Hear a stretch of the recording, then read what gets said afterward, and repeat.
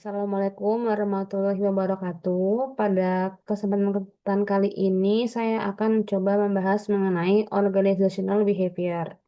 Yang pertama itu konsep organizational behavior menurut Greenberg dan Colquitt. Greenberg tahun 2011 menyatakan bahwa itu merupakan sebuah studi tentang bagaimana perilaku manusia itu dipengaruhi oleh individu, kelompok, dan struktur organisasi. Lalu yang kedua, menurut Colquitt tahun 2021 menjelaskan bahwa itu merupakan sebuah bidang studi yang berfokus pada bagaimana individu dan kelompok berperilaku di dalam organisasi serta bagaimana sih hal itu bisa berpengaruh terhadap kinerja dan komitmen kerja mereka. Lalu relevansi dalam kerangka OB yang pertama, organizational culture itu atau budaya organisasi memiliki hubungan langsung dengan dimensi perilaku seperti motivasi, komitmen, kepuasan kerja.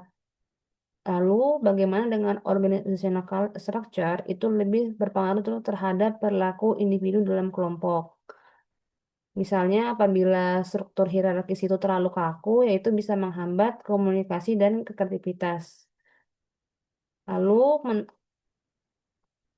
definisi organizational culture menurut tiga ahli. Yang pertama menurut Shane, itu merupakan sebuah sistem nilai dan keyakinan bersama yang berkembang melalui pengalaman dan itu di dalamnya harus menyelesaikan diri dan bekerja sama. Lalu menurut Robin, budaya organisasi mencerminkan nilai-nilai yang membentuk identitas unik suatu organisasi dan akhirnya dijadikan sebagai pedoman. Sedangkan menurut Colquitt itu dia lebih kepada budaya itu menentukan suasana psikologis organisasi yang bisa mempengaruhi bagaimana karyawan itu menilai pekerjaan dan berinteraksi dengan rekan kerja. Lalu, bagaimana definisi mengenai organizational structure? Menurut Greenberg, itu merupakan sebuah sistem formal yang membentuk hierarki dan hubungan antar bagian. Kalau Mintzberg itu kurang lebih sama ya, tapi dia lebih kepada menentukan bagaimana pekerjaan diatur dan bagaimana individu itu saling berkoordinasi. Kalau menurut Robbins dan Coulter tahun 2021 lebih kepada bagaimana mengatur pembagian kerja. Karena organizational structure ini lebih kepada satu perusahaan itu. Lalu definisi organizational commitment. Yang pertama, menurut Mayer, itu memandang komitmen sebagai suatu bentuk keterikatan multidimensi yang menahan individu agar tetap berada di organisasi tersebut. Jadi ditahan agar individu tetap stay. Kalau mau D, itu lebih kepada komitmen itu muncul ketika karyawan merasa sejalan dengan nilai organisasinya dan bersedia berupaya keras demi keberhasilan. Kalau COVID lebih terhadap keterikatan psikologis karyawan dan itu bisa mengaruhi turnover ataupun tingkat kinerjanya. Lalu teori apa sih yang sekiranya relevan untuk membahas mengenai bagaimana pengaruh organizational culture terhadap organizational commitment? Teorinya itu social exchange theory yang artinya ketika budaya itu positif, yaitu seperti adil ataupun inovatif, maka kepuasan karyawan akan meningkat dan karena mereka juga merasa dihargai.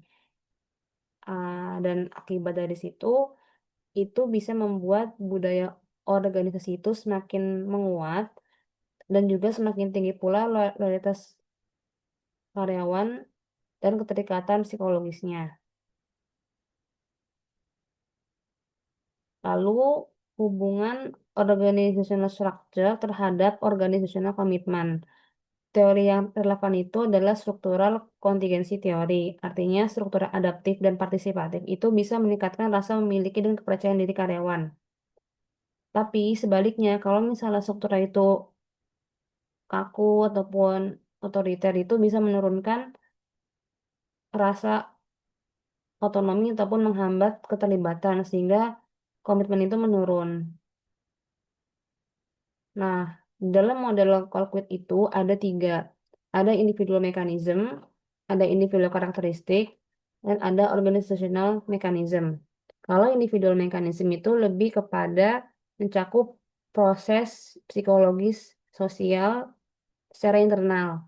Seperti mempengaruhi bagaimana orang itu berpikir, merasa, ataupun bertindak di tempat kerjanya. Misalnya, pertama ada motivasi.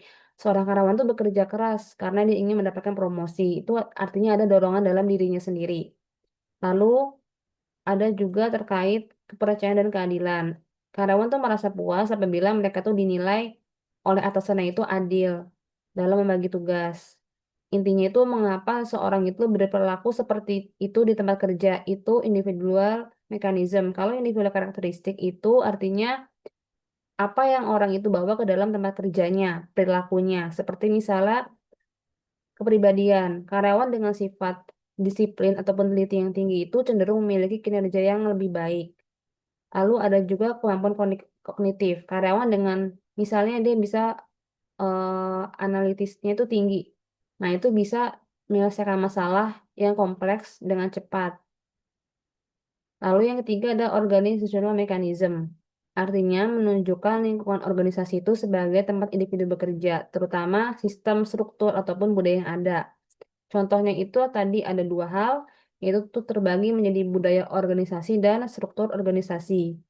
Kalau budaya organisasi itu contohnya seperti misalnya perusahaan Google, dia itu menumbuhkan budaya budaya inovatif sehingga karyawannya itu bebas mereka mau menyampaikan ide seperti apa, berkreasi seperti apa. Beda halnya dengan struktur organisasi, dia lebih kepada sistem perusahaan yang strukturnya itu hierarki dan ketat. Komunikasi itu juga lebih formal dan biasanya itu keputusan itu diambil oleh manajemen puncak. Lalu bagaimana sih posisi dalam kerangka integratif model di OB?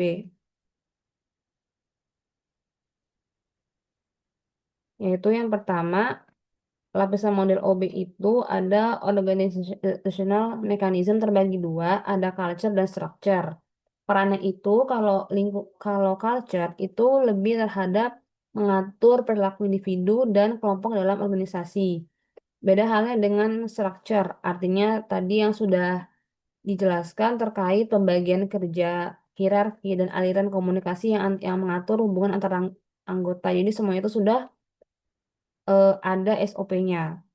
Lalu bagaimana hubungannya terhadap komitmen? Kalau budaya itu lebih menumbuhkan rasa keterikatan emosional terhadap satu organisasi. Tapi kalau misalkan structure itu lebih fleksibel, meningkatkan otonomi dan kepercayaan. Lalu argumentasi relevan dalam kerangka OB. Organizational culture relevan terhadap OB itu karena menurut Colquitt sendiri, culture itu bagian dari organizational mechanism yang menciptakan share meaning system di tempat kerjanya. Dan ini bisa berpengaruh terhadap perilaku karyawan melalui norma, simbol, ataupun ataupun nilai bersama yang mengarahkan bagaimana individu itu berpikir dan bertindak. Lalu kalau organizational structure itu struktur mempengaruhi perilaku kerja melalui distribusi kekuasaan, tanggung jawab, dan aliran komunikasinya. Dan biasanya itu strukturnya itu bersifat terbuka. Dan pada akhirnya bisa meningkatkan eh, komitmen normatif dan efektif. Nah, ini merupakan contoh studi kasusnya. Kalau Google tadi, dia lebih menerapkan organizational culture, artinya budaya. Dia memberikan rasa bebas kepada karyawannya untuk bisa berinovasi, berkreasi. Ha- Hingga akhirnya karyawan itu menunjukkan komitmen yang tinggi dan loyal. Dan ini didukung oleh teori social action theory bahwa ternyata betul budaya organisasi itu membentuk sikap dan keterikatan karyawan. Berbeda halnya dengan Telkom Indonesia, dia lebih kepada organizational structure. Artinya, Telkom mengubah struktur dari hierarkis menjadi flat dan agile, memberi karyawan otonomi lebih besar. Nah, relevan dengan OB, dengan struktur yang lebih fleksibel, itu bisa meningkatkan rasa memiliki dan partisipasi dari karyawan, sehingga komitmen itu bisa meningkat secara signifikan. Dan ini juga didukung oleh struktural kontingensi teori bahwa ternyata struktur organisasi itu betul bisa mempengaruhi komitmen melalui otonomi dan kejelasan peran. Nah, ini merupakan beberapa penelitian terdahulu terkait bagaimana organizational culture dan structure itu bisa mempengaruhi organizational commitment. Sekian dan terima kasih. Mohon maaf apabila ada kesalahan. Wassalamualaikum warahmatullahi wabarakatuh.